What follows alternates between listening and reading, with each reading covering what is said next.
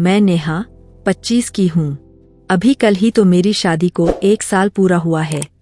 यह 1 साल जैसे पलक झपकते ही गुजर गया। मेरी दुनिया, मेरे सपने, सब कुछ बदल गया। जब मेरे घर वालों ने आदित्य से मेरी शादी तय की थी तो मैंने कभी सोचा भी नहीं था कि मेरा जीवन इतना उलझा हुआ होगा। आदित्य, मेरा पति, वह मुझे बहुत प्यार करता है। उसकी आंखें जब मुझ पर ठहरती है तो उनमें एक अजीब सी चमक होती है, एक ऐसा ठहराव जिसमें मैं खुद को खो देती हूँ। उसका स्पर्श, उसकी बातें, सब कुछ मुझे एक सपने जैसा लगता है। पर कभी कभी यह सपना एक डरावनी सच्चाई में बदल जाता है। आज सुबह भी कुछ ऐसा ही हुआ। सूरज की पहली किरणें अभी खिड़की से झांकी भी नहीं थीं जब मुझे अपनी देह पर एक हल्का सा स्पर्श महसूस हुआ। मेरी आंखें खुली तो देखा, आदित्य मेरे बगल में लेटा, उसकी सांसें मेरे गालों पर पड़ रही थीं। उसने अपनी उंगली धीरे से मेरे चेहरे पर फेरी। अभी तक सो रही हो, मेरी रानी? उसकी आवाज सुबह की खामोशी को चीरती हुई मेरे कानों में पड़ी, शहद सी मीठी। मैंने आंखें खोली और उसकी आंखों में देखा। सुबह कहाँ हुई अभी? मुझे तो लगा रात ही है। वह मुस्कुराया, उसकी मुस्कान पूरे कमरे को रोशन कर देती थी। तुम्हारे साथ तो हर पल रात ही लगता है, चांदनी रात। उसने मुझे अपनी बाहों में भर लिया। उसकी बाहों में मुझे हमेशा एक अजीब सी सुकून मिलती है, एक ऐसा एहसास जैसे मैं दुनिया की सबसे सुरक्षित जगह पर हूँ। उसकी गर्माहट मेरे पूरे शरीर में फैल गई। आज देर तक सोने का मन था। मैंने उसकी छाती पर सर रखते हुए कहा, आज खास दिन है नेहा। उसने मेरे बालों को सहलाया। हमारी शादी को 1 साल पूरा हो गया। आज के दिन तो कोई भी बहाना नहीं चलेगा। मैं मुस्कुराई। तो क्या करना है आज? आज सिर्फ हम होंगे और कोई नहीं। उसने मेरी ठुड्डी उठाई और मेरी आंखों में देखा।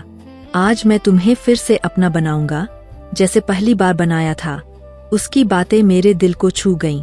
आदित्य का प्यार, उसका समर्पण मुझे हमेशा यह महसूस कराता है कि मैं कितनी भाग्यशाली हूँ। हम कुछ देर तक यूं ही एक दूसरे की बाहों में खोए रहे, सुबह की खामोशी को अपनी धड़कनों से भरते हुए। फिर अचानक दरवाजे पर हल्की सी दस्तक हुई। आदित्य ने हल्की सी आवाज में बुदबुदाया, कौन है इस वक्त? वह बिस्तर से उठा और दरवाजे की तरफ बढ़ा। मैंने जल्दी से चादर अपने ऊपर ठीक की। दरवाजा खुला और देखा, उसका छोटा भाई, मेरा देवर राहुल, दरवाजे पर खड़ा था। उसकी आंखों में एक अजीब सी चमक थी जो मुझे हमेशा असहज कर देती थी। राहुल की उम्र 23 साल है और वह हमेशा से ही थोड़ा बेपरवाह और मनमौजी रहा है। भैया, भाभी, अभी तक सो रहे हो? राहुल की आवाज थोड़ी तेज थी, जैसे वह जानबूझकर हमें जगाना चाहता हो। आदित्य ने उसे घूर कर देखा। तुम्हें अक्ल नहीं है क्या? सुबह सुबह क्यों चिल्ला रहे हो? अरे चिल्ला कहाँ रहा हूँ, बस पूछ रहा हूँ। देर हो रही है, माँ नीचे इंतजार कर रही है, कह रही है पूजा करनी है। राहुल ने अपनी आंखों से मुझे एक पल के लिए देखा, एक ऐसी नजर जो मुझे हमेशा परेशान करती थी। आदित्य ने लंबी सांस ली। ठीक है, हम आ रहे हैं। उसने दरवाजा बंद किया और मेरी तरफ देखा। पूजा तो करनी ही होगी। मैंने सर हिलाया। वह जानता था कि मुझे राहुल की मौजूदगी से कितनी परेशानी होती है।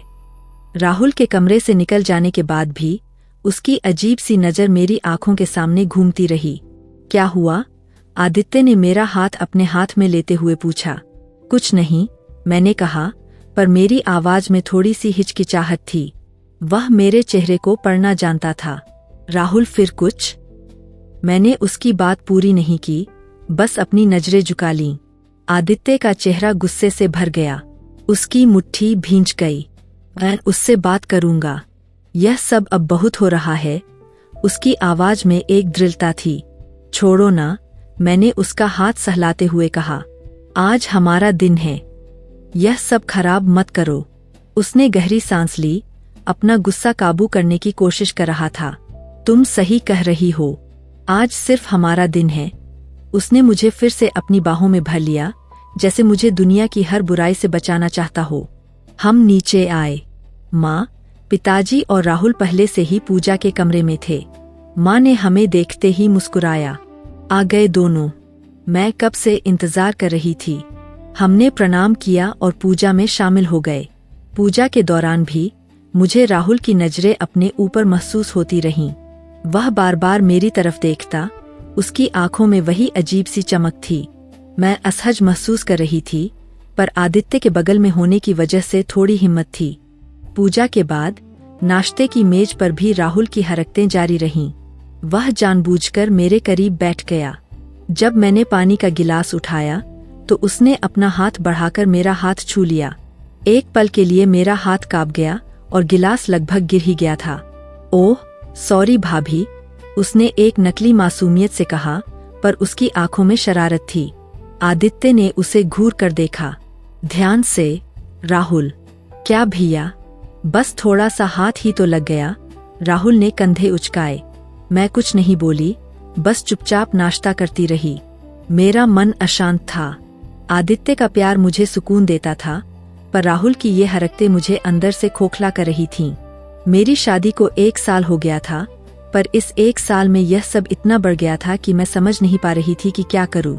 आदित्य मेरा पति है, मेरा सब कुछ है, पर राहुल की वजह से कभी कभी खुद को फंसा हुआ महसूस करती हूँ।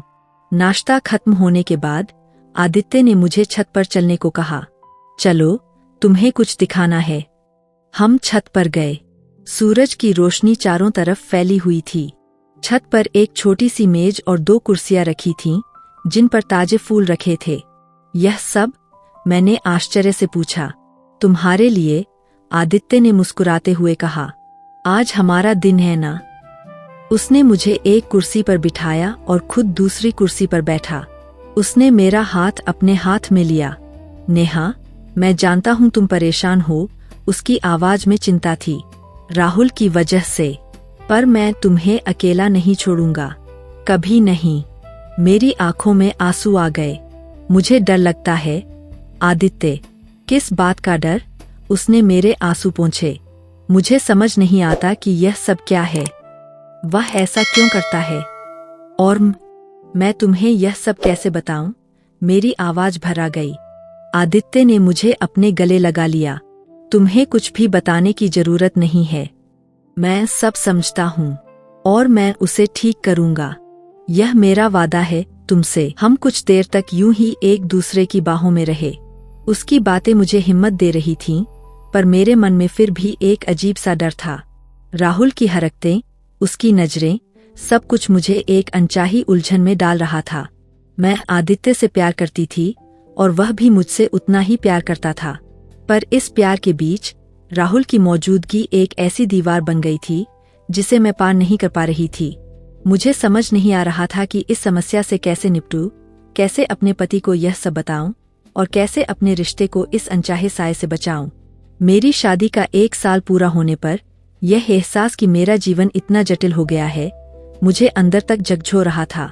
यह सिर्फ एक शुरुआत थी और मुझे नहीं पता था कि आगे क्या होने वाला है।